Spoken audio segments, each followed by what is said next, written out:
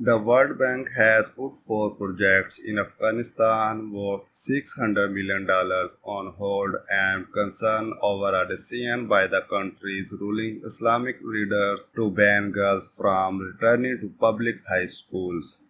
The projects to be funded under the revamped Afghanistan Reconstruction Trust Fund (ARTF) were being readied for implementation by United Nations agencies to support projects in agriculture, education, health, and livelihoods.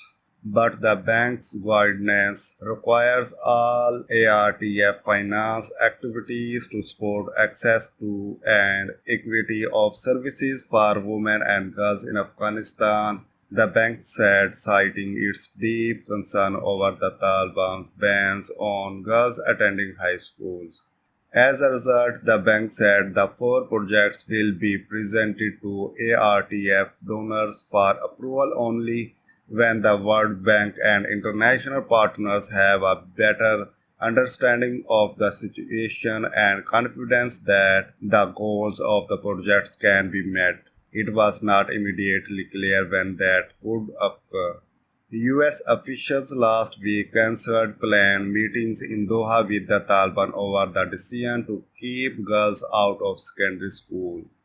The executive board of the World Bank on 1st March approved a plan to use more than $1 billion from the ARTF fund to finance urgently needed education, agriculture, health, and family programs that would bypass sanctioned Taliban authorities and disburse the money through UN agencies and aid groups.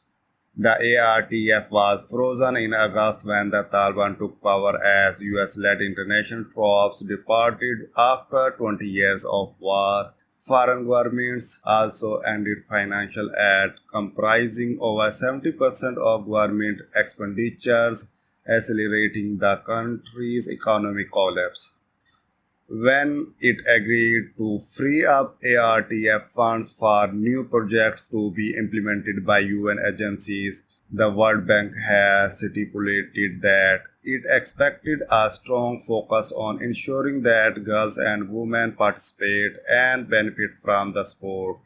The Taliban has unravelled gains in rights made by women during the last 2 decades, including restricting them from working and limiting their travels unless accompanied by a close male relative. Most girls were also barred from going to school by on 7th grade. But Taliban leaders had said all girls would be allowed to return to classroom later this month.